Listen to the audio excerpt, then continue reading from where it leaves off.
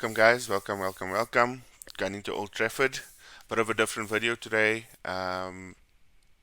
Liverpool focused. As you guys all know, um, die-hard Liverpool supporter. So, wanted to record something talking about the current form of Liverpool and where things stand, and give a little bit of my view and insight on the whole situation currently. Um, Definitely waited some time to record this video for obvious reasons. Not really very happy at the moment, so needed a bit of time to calm down. But I mean, let's get straight into it, right? Liverpool against Brighton. That's mostly what we're going to focus on. What I think we can change, what I think needs to happen in order for us to get over this terrible run of form. Going into the season, never expected Liverpool to be playing this badly. Um, Definitely expected it to be a bit more difficult because of the midfield, which we always knew was an issue. But let's get into a little bit more detail around it. So Brighton, was it a freak game? Not really. Liverpool played absolutely terrible football. Um, let's not even beat around the bush. That was the worst performance I've seen from a Liverpool team in years, and this is even before Jurgen Klopp came to Liverpool. I have a very close friend of mine who made a comment and said probably the worst football we've seen since Roy Hodgson was at Liverpool. So I don't know if any of you remember that time, very dark times. Um, Roy Hodgson came into Liverpool on the back of some decent um, performances as a manager at other clubs.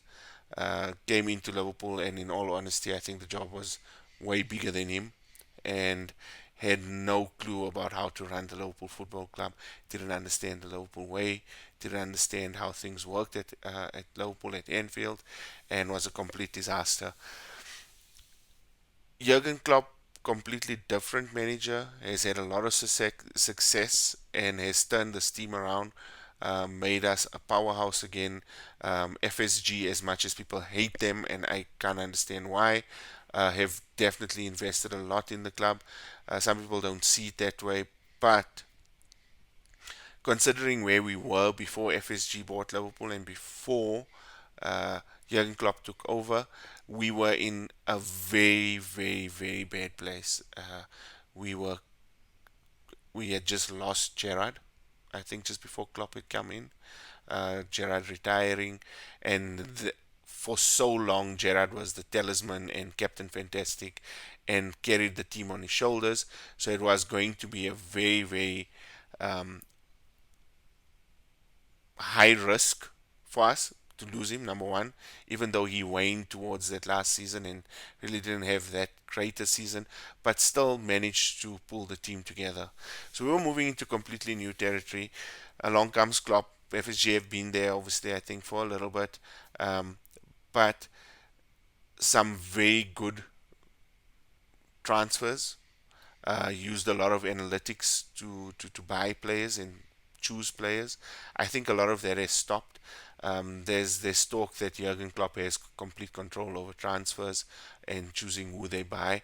I'm not too sure if that is 100% correct. If it is, it's a little bit scary because I'm not sure if he was doing that before. But that being said, brought in Darwin Nunez, brought in Cody Gakpo, both decent players, excellent players in their own right. I think Gakpo proved it at the World Cup that he could be an exceptional talent. He will need some time to come right at Liverpool. We've been saying that about Darwin, and it's a good few games in. Look, he's missed a lot of games as well. In the games that he has played, yes, we all the memes and all the talk about all the simple misses, but there is something he can improve over time. What he has that no other player has in the Premier League at the moment, in my opinion, is the ability to get into space and get into the box and get into those positions where he can take those sort of shots and possibly score goals for us. Not to say that he's a bad finisher. He just needs to work on his finishing. Um, I mean, the perfect example of a finisher would have been Robbie Fowler, and I don't think there was any better finisher in the Premier League at that time, and possibly until Wayne Rooney, who was also an amazing finisher. But down will come there. That finishing we can practice, finishing can learn, finishing can work on. That natural ability to get into those spaces and the natural ability it takes to understand the game and read the game that well is something that we won't have, and that is not something you can teach a player. So that comes very naturally to Darwin. Um, Brighton game. Um, if you like me and you're a very passionate Liverpool supporter, it was very hard to watch. I watched up until the second goal and then couldn't take any more. I'm glad I did that to a certain extent because it was very frustrating. Um, Concede the third goal, and I think I would have completely lost it had I watched it. Where to from here? I want to use the Wolves game as an example, and I've said it for a while now that the players are not performing on the pitch. Liverpool have a game plan. They've always had a game plan. The game plan has worked well in the past. Yes, we've lost Mane, which was a big component of that game plan. Diaz came in to fill that space, and so did Jota, and they were adequate enough replacements, I think. Look, they'll never be on Mane's level, and I don't think anyone. I don't. There's only one Mane, and I truly believe that. But Diaz brought in something a little bit different, and so did Jota. And what they brought in was an adequate enough change to still continue with the game plan. Them both being out injured has made it very difficult for us on the left wing. Robertson's not having the greatest season this year. Simicas coming in for Robertson looks decent at times, gets a little bit more attacking threat in my view. Uh, that left hand side has been bad, really bad for Liverpool. Probably the worst part of the Liverpool team is our midfield, and everyone talks about it. My view on the whole situation is it needs to change. We've got Thiago, but Thiago can't carry the team. His passing range, his passing ability, his ability to read the game is phenomenal. I wish Liverpool had bought him 5 seasons ago. We would have had probably the best of Thiago. Not that we don't have great performances from him. He's doing extremely well. The Henderson, and I love you, Henderson. Not that you're probably watching this, but I love you, Henderson. Um, he's lost a lot of pace, and his role that he fulfilled last season and the year before and the season we won the title is very different to the way he's playing this year, and you can see it. He looks like he's aged. I think very, very tired legs. World Cup had a decent World Cup, but not showing that form for Liverpool, which is strange. Which is usually the other way around. Shows his best form for Liverpool and does a decent job for England. World Cup played very well. I was really impressed with him next to Bellingham, but very tired legs.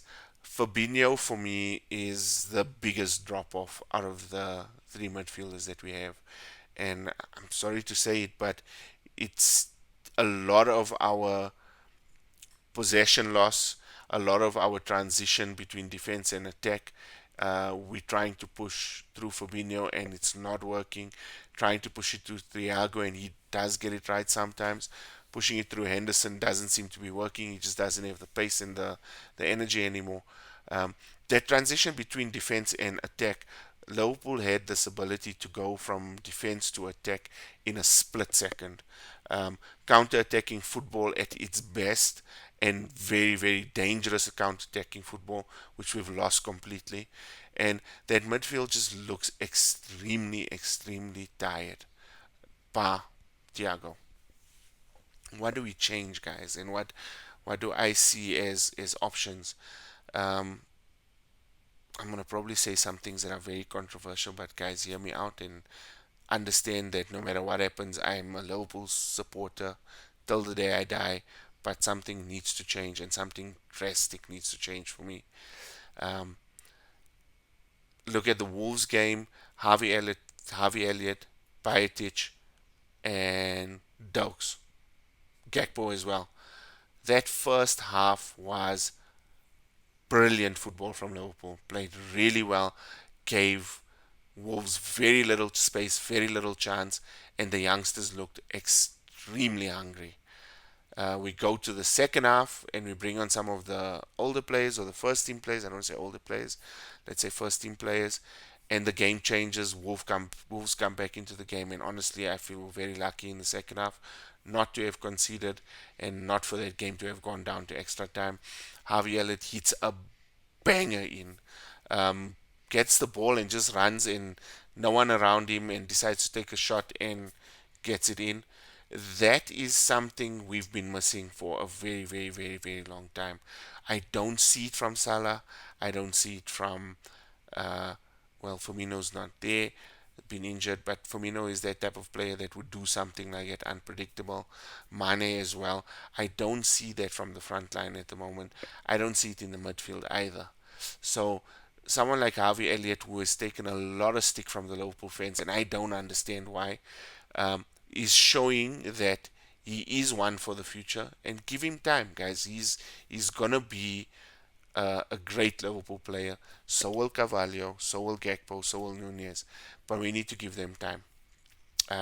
For me, Klopp has got nothing to lose right now. We're going into a Chelsea game where I think we are not the favourites to win. We are not clear cut winners in that game, and Chelsea could give us a very, very, very difficult game. Um, we're lucky that Charles Felix is still suspended, so that's probably the saving grace for us there.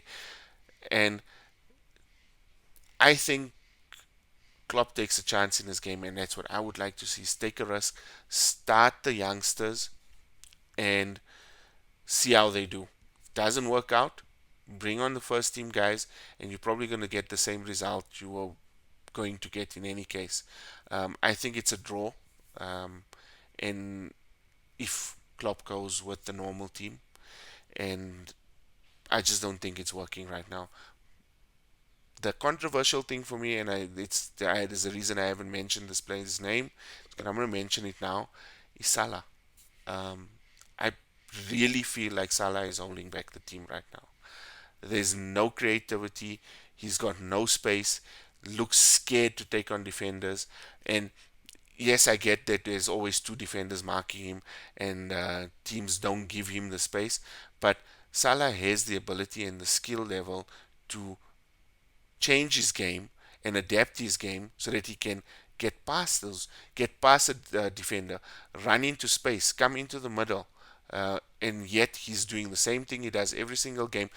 Banks himself on the right, tries to get one past one defender, tries to cut in, get either cross in or take a shot, and every single defender in the Premier League has got that number already, and it's not working.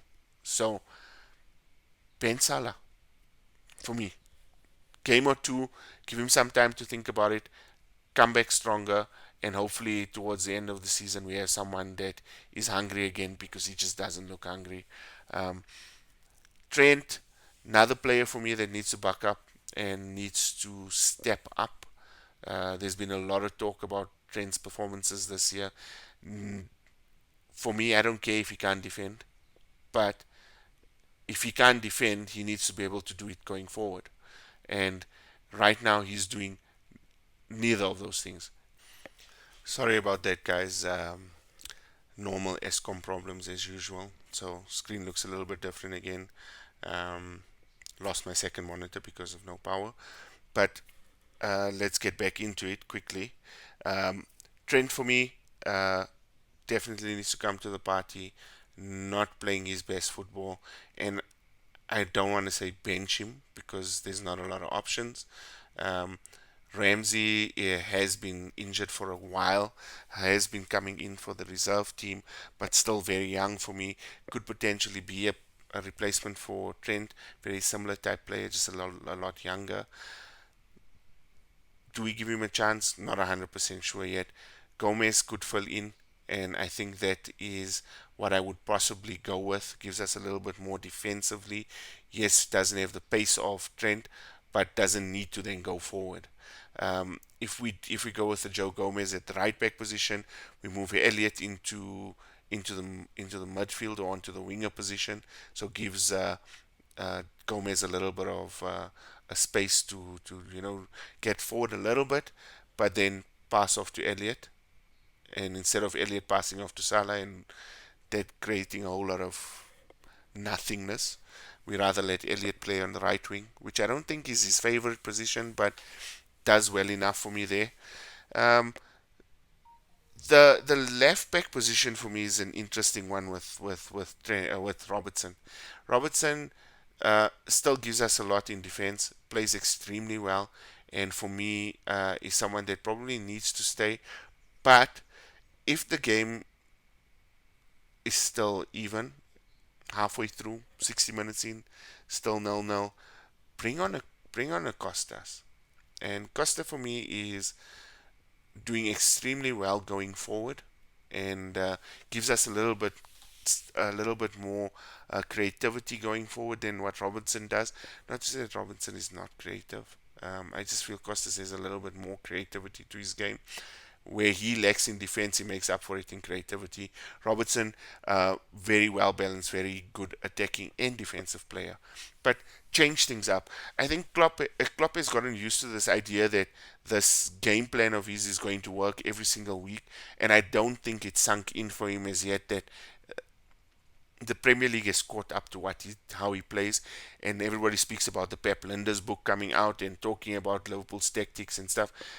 Do you Come on, guys? I mean, really, honestly, does every single Liverpool supporter believe that you've got 20 Premier League teams that went out and bought Pep Linders book just so they can get an insight into what Liverpool's tactics are? I don't think it's that. I think it's Liverpool haven't changed their tactics in so long. You don't need Pep Linders' book to understand what their tactics are. It's bomb down the wing, get a cross in, Firmino in the middle, Jota in the middle, get something from it. If you can't bomb down the wing and get a cross in, Salah cutting into the box, taking a shot, curling it in, dribbling a few players. It's the same thing for the last couple of seasons, and it hasn't changed. Build up from defense into midfield, into attack, sometimes even bypassing the midfield and going to attack. That hasn't changed. So we can blame Pep Linders, we can blame the book all we want, but the reality of it is that Klopp is not adapting and not changing. Is it time for Klopp to go? No. So please don't say that. Is it time for FSG to go? No, it isn't. Are we going to buy players in January? From the sounds of it, probably not. So I think we need to get used to that idea and we need to accept it. Liverpool is not going to sell. I think it's been very clear that it's going to be an investment for whoever comes in, and whoever comes in to invest in the team is probably going to be there to probably push in transfer money. I think FSG's focus is going to be on revamping the stadium, looking after the training grounds, and treating Liverpool as a business, which is expected. It's an American model. It works well in America. It works well with the Boston Red Sox, for example. And let's not forget this talk of FSG buying into another basketball team. So they complete their trio: football, American football. Well, they don't. They have an American football team as well. Basketball and baseball. So completes their set for them. It's a Vegas team possibly, which is probably going to cost them a lot of money. I think in the region of around 2 billion is the talks. But that means that FSG just does not have the money to give for transfers. Is is there anything wrong with that? No. It's not Man City. We don't have an unlimited budget. It's not Chelsea who are playing FIFA 23 at the moment and just clicking on the transfer button and just throwing cash with an unlimited supply of money. Cheat code, if you want to say that. Will it come right? Yes, it will. I think we need to change things up. It's dark times. It's sad times. I don't love seeing the team playing like this, but we're strong, we're resilient. We've been there before. I don't think it's going to be another 30 years before we win the title again. Liverpool have come too far for that. They've built the right model. That everything in the background is working well. Everything at the back is working well. Um, Training ground is excellent. Stadium's looking amazing. Everything around the team is there. It's just keeping the team refreshed. Klopp should have seen this coming with the midfield and should have had more backup for players like Trent, more backup for players like Mane, which he had Diaz and Jota. So that's a little bit unlucky, but still always have a plan. And for me, a midfield of Curtis Jones, maybe Thiago, maybe Pajetic in the middle as well could be something to look at for Chelsea. Elliott on the right wing, Gakpo on the left wing, coming in, probably cutting in, which is his preferred, I think. And then Nunez up front. The other option is playing Gakpo up front and moving Nunez to the left or having them interchange. I think that changes things a little bit, makes it a little bit more exciting. And then, guys, I think it's just a matter of time. Uh, I know EB is loving Liverpool's losing at the moment. I will say one thing about EB is that um, something he said on Instagram the other day. If you enjoy watching Liverpool suffer, then you are not a true football fan. And I said that about United a year ago. You guys can go back and find it. I'll repost it. Not having a strong United, not having a strong Arsenal in the Premier League is not a Premier League that I want to be a part of or Premier League that I want to watch. I couldn't care less about City. I couldn't care less about Chelsea. Um, Buying success is not for me, and buying trophies is not where I think Liverpool, Man United, and Arsenal are. Uh, Spurs doesn't even feature in the conversation for me. But for me, the original trio, Man United, Arsenal, Liverpool, not in that particular order. You know, Liverpool always comes at the top for me. But that is the hierarchy of the Premier League for me. City bought their way into it, and so did Chelsea. But enough said about that. We'll get into a whole new argument about that. But guys, tell me what you guys think. Please jump into the comments and give me your thoughts. I thought this would be something interesting to record, a little bit of a longer video as well. But keep your heads up, and things will come right. And EB, uh, as usual, uh, bent is fine. I can handle it. Been taking a lot of it, but you are a true football fan, and when we're not on camera, and I'm gonna say it out loud, when we're not on camera, get along well, understand each other, and support structure for each other. So, guys, I mean, gunning to Old Trafford, like we always say, by the fans, for the fans. It's a community project. We love people to get involved. We all support each other, and it's a great bunch of guys between myself, Shady, and EB. We look after each other. We might give each other stick all the time, but we really do respect each other, and that's exactly what football should be about: respect. Um, Unless you Man City or Chelsea, I can't bring myself to respect in any way. So keep it real. Like, share, subscribe, get into the comments. Catch us on Twitter, catch us on Instagram, catch us on Facebook now, TikTok as well. Some funny stuff happening there. Uh, we got some things coming for the challenges this week, guys. Huge, massive game this week, Man United versus Arsenal. Um, I'll give you guys a bit of a sneak preview. Shady running away with it at the moment. Ibi is relying on his FIFA 23 performance to bring it back, and then United winning on Sunday is going to probably be a decider. I'm not going to give you guys the scores, but I will say that Shady's been performing extremely well. I haven't chosen a side yet. I think I'm going to remain neutral. But as always, guys, on to the next one. Catch you guys in next week. Look out for the new videos. And we are gunning to Old Trafford. Bye.